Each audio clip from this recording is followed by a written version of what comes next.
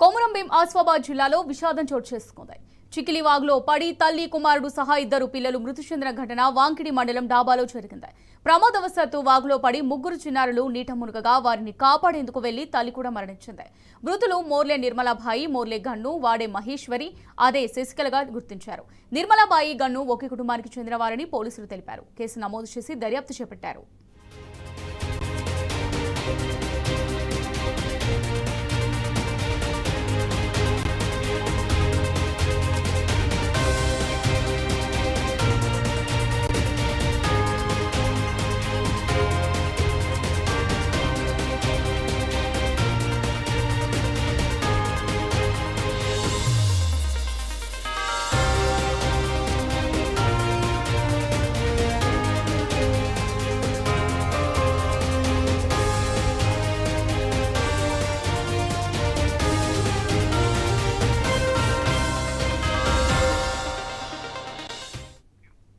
కొమురం భీం ఆసిఫాబాద్ జిల్లాలో విషాదం చోటు చేసుకుంది. చికిలివాగులో పడి తల్లి కుమారుడు సహా ఇద్దరు పిల్లలు మృతి చెందిన ఘటన వాంకిడి మండలం డాబాలో జరిగింది.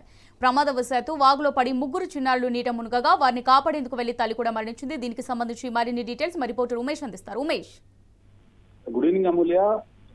కొమురం భీం ఆసిఫాబాద్ జిల్లా వాంకిడి మండలంలో విషాదం చోటు చేసుకుంది. ఏదైతే వాంకిడి మండలం దాబా గ్రామంలో చికిలివాగు నీటికుంటలో ఏదైతే చిక్కుకొని మొహేరే నిర్మల 30 సంవత్సరాలు, తర్వాత మొహేరే గణేష్, వాడే మహేశ్వరి, అదే శశికళ, వీళ్ళు నలుగురు కూడా ఏదైతే తల్లితో పాటు ఆమె కుమారుడు మరో ఇద్దరు కూడా మృత్యువాత ఏదైతే చిక్కుకొని మృత్యువాత పడ్డారు. దీంతో గ్రామంలో విషాదాలు చోటు చేసుకున్నాయి. అయితే గ్రామ శివార్లోని చికిలివాగు నీటికుంటలో యూరియా బస్తాలు పొలాలకి వాడుకున్న తర్వాత యూరియా ఏదైతే బస్తాలు ఖాళీ బస్తాలు ఉన్నాయో వాటిని కడగడానికి చికిలివాగులోకి వెళ్ళిన ఏదైతే నిర్మల కొడుకు మొహరే గణేష్ మొదటిగా ఏదైతే నీటి ఉధృతి ఎక్కువ ఉండడంతో వాళ్ళు ఏదైతే కొట్టుకుపోయాడు, దాంతో గల్లంత అయ్యాడు. దానికి సంబంధించిన తల్లి మొహరే నిర్మల కాపాడేందుకు వెళ్ళగా ఆమె వెంట శశికళ, మహేశ్వరి కూడా మిగతా ఇద్దరు కూడా వేరే కుటుంబానికి చెందిన వీళ్ళిద్దరు కూడా గల్లంత అయ్యారు. దీంతో ఉన్నటువంటి గొడ్డునున్నటువంటి మరో అమ్మాయి గుర్తించి హుటాహుటిన గ్రామంలోకి వెళ్లి గ్రామస్తులకు తెలిపింది. దీంతో గ్రామస్తులు వచ్చేసరికి అప్పటికే మొహరే నిర్మలతో పాటు మొహరే గణేష్, వాడే మహేశ్వరి, అదే శశికళ వీళ్ళందరూ కూడా నలుగురు గల్లంతయ్యారు.